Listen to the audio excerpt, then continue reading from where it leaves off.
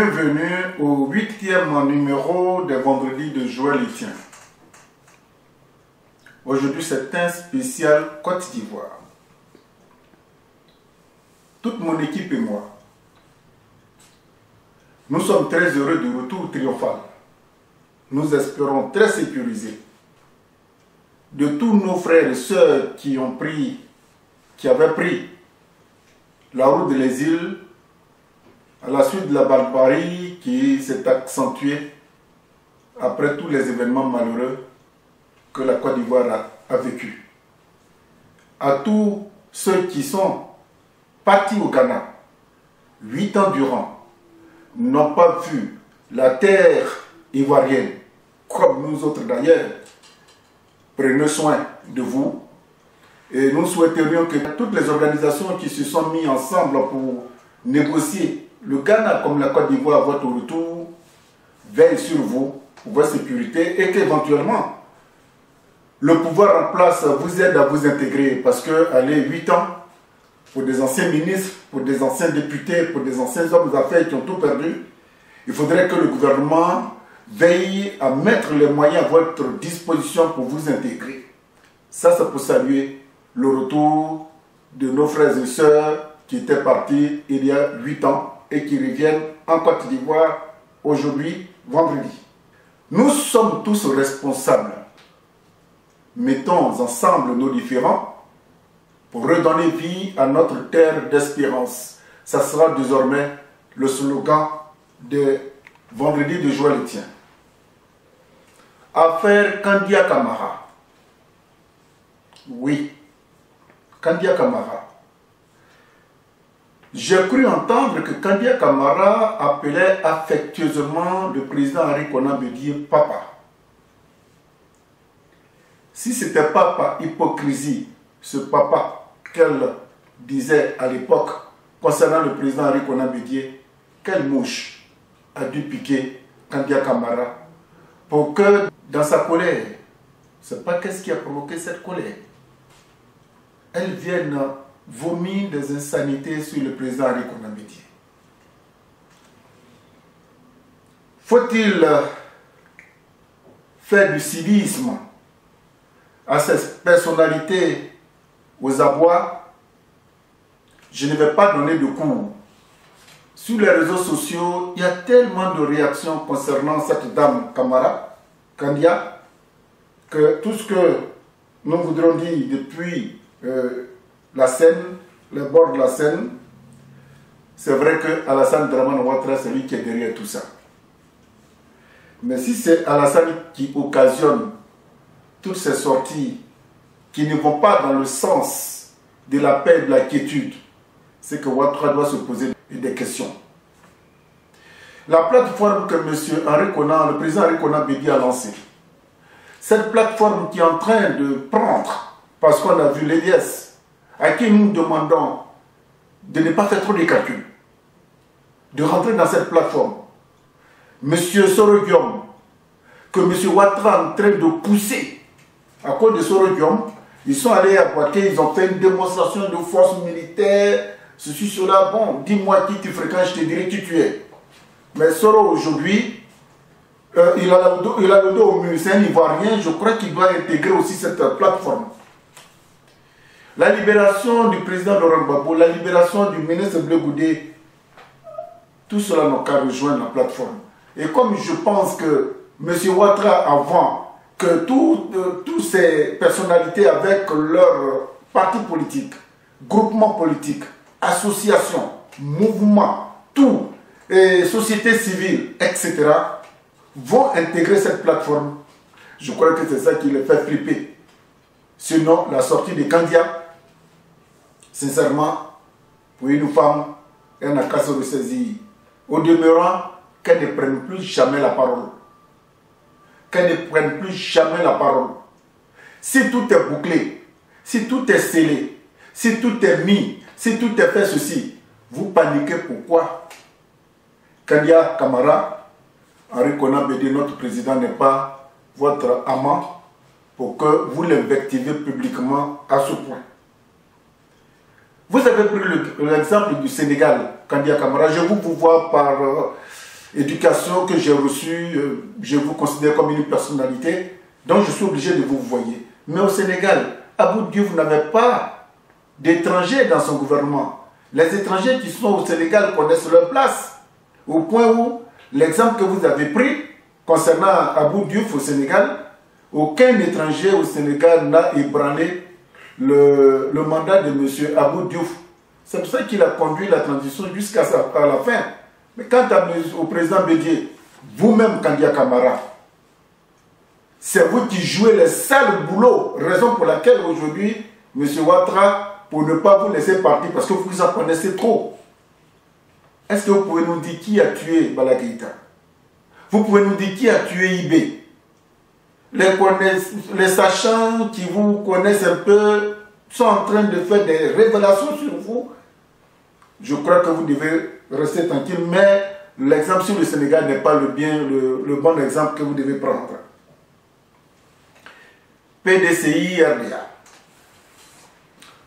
Bravo, Maurice Kakou Dikawe, d'avoir réussi à faire asseoir sur la même table les DS.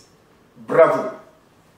Je crois que c'est cette élasticité intellectuelle qui vous incombe, qui me permet de vous admirer pour vous dire, ça ne va pas en Côte d'Ivoire. Il y a beaucoup de fonctionnaires, agents de l'État, qui ne sont pas payés. Ils travaillent dans des conditions extrêmement difficiles. Ouvrez. Dit que oui, il faut ouvrir. Pour que la plateforme engendre beaucoup de mécontents, pour que ce vase dans lequel se trouvent les insolents, ceux que Ouattara envoie sur la place publique, pour insulter le président Bédié, que ce vase-là explose et que la Côte d'Ivoire retrouve sa quiétude. Bravo au président Henri Konan Bédié qui sait. Vous savez, on dit c'est celui qui te connaît qui te vole. C'est celui qui soigne l'impuissance d'un homme. Quand l'homme est guéri, c'est la femme du guérisseur qui prend pour faire le test. Le président Bédié sait comment ils sont. Et à des moments, il tape dedans. C'est comme une armée de fourmis. Quand le président Bédié met le pied dedans, toutes les fourmis se dispersent avant de se retrouver. Et il connaît votre point faible. Il va vous appuyer jusqu'à ce que vous déposiez le binet et que vous en allez. Président Bédié, vous avez notre soutien et vous avez le soutien solidaire de tous les Ivoiriens. À travers les réseaux sociaux, il y a des gens qui sont aux États-Unis, au Japon, des Ivoiriens qui sont dans le monde entier, localement comme dans le monde. Tout le monde a pris fait et cause pour dire à Kandia Camara que si le chemin de la Guinée est obstrué, elle peut continuer à faire le tour en passant par Biankouma. Biankouma, elle arrive à Zérekoré. Zérekoré, elle est en Guinée. Peut-on laisser M. Nzi Asamoah, l'argentier du groupe PDCI-RDA, s'en aller? Le monsieur vient de faire une lettre de démission. Il vient de faire une lettre de démission. Il veut quitter. Il est parti au RHDP. Ce Nzi Asamoah. Dikawe, M. Henri Konan Bédié, tout ce que nous vous demandons, il ne faudrait pas que ce mec il s'en aille tout seul. Il faut que sa gestion soit auditée. Ça sera trop facile.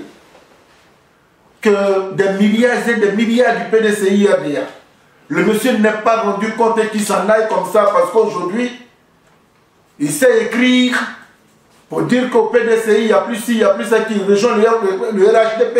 C'est trop facile. Nzi Asamoah de Damokro, c'est vous qui avez géré la trésorerie du PDCI RDA. Vous ne pouvez pas vous en tirer comme ça sans que votre gestion ne soit auditée. Monsieur Bédié, si vous ne le faites pas, c'est que vous serez coupable. Vous serez coupable. Parce que dans le règlement intérieur du PDCI RDA, les membres du bureau politique à l'époque, ils payaient 500 000 francs par an, même si vous avez cassé en deux. Mais ces 500 000, les membres du bureau politique, ce n'est pas eux tous qui travaillent. Tout cet argent-là, Asamoah ne peut pas s'en tirer comme ça sans qu'il ne soit audité. Même s'il doit rejoindre Ouattara, avant de partir, il n'a qu'à rendre compte de la gestion de la trésorerie du PDCI avant de s'en aller. Ça sera trop facile. je vous ai dit qu'aujourd'hui c'est spécial Côte d'Ivoire. Quand est-ce que Jacques Roubaud du plateau va s'installer, M. Ouattara? Pour un tweet concernant le soutien à Jacques Roubaud, Gabriel, vous avez pris Alain Le Bougnon, vous l'avez foutu en prison pour 1 an, à sortir de 300 000 francs d'amende. Ce n'est pas trop ça. Ce n'est pas trop. Mais il faut que Jacques Roubaud soit installé. Vous montez, vous descendez. Il ne va pas avoir de reprise d'élection au plateau. Mais il faut que le jeune homme soit installé pour que la vie normale suive son cours. Débrouillez-vous comme vous pouvez. Mais il ne faudrait pas que fin février, là, il ne faudrait pas que ça arrive et que la mairie soit encore entre les mains de votre préfet et des SBI qui sont en train de piller tout l'argent du plateau. Rien que pour aller vous donner pour que vous fassiez votre campagne. Jacques Roubaud doit être installé. Débrouillez-vous comme vous pouvez, mais le maire du plateau, là, il faut qu'il soit installé. Pour Alain Le Bougnon, vous l'avez déjà condamné. Son conseil est en train de faire mains et pieds pour demander, pour interjeter appel. Nous espérons qu'aussi la Côte d'Ivoire est vraiment dans un pays de droit. Il ne mérite pas cette peine d'1 an assortie de 300 000 francs. En France, ici, ça fait plus d'1 mois et demi. Tous les samedis, les mécontents de la gestion, je ne sais pas si je peux appeler ça gestion, du pouvoir, ils sont en gilet jaune, ils manifestent. Les forces de l'ordre les encadrent. Il y a des débordements. Et ça fait plus d'1 mois et demi, tous les samedis. Ils manifestent. Madame Balé, elle vous a écrit pour dire qu'elle veut faire une manifestation de mécontentement intitulée « Gilet orange ». Elle vous a écrit, vous lui avez répondu pour dire qu'elle n'a qu'à attendre. Mais une convocation, allez la chercher avec plein de policiers devant sa maison. C'est pour faire quoi encore? Vous n'êtes pas fatigué d'arrêter les Ivoiriens.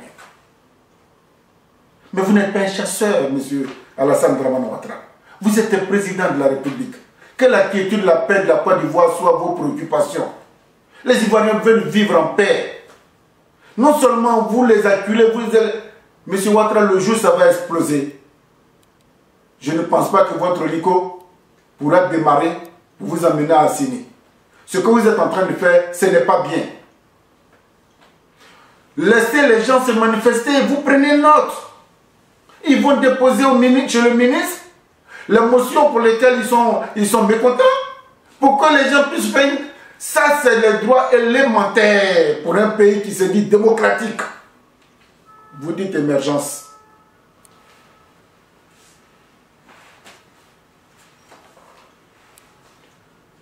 Monsieur Ouattara, vous êtes assis sur un volcan.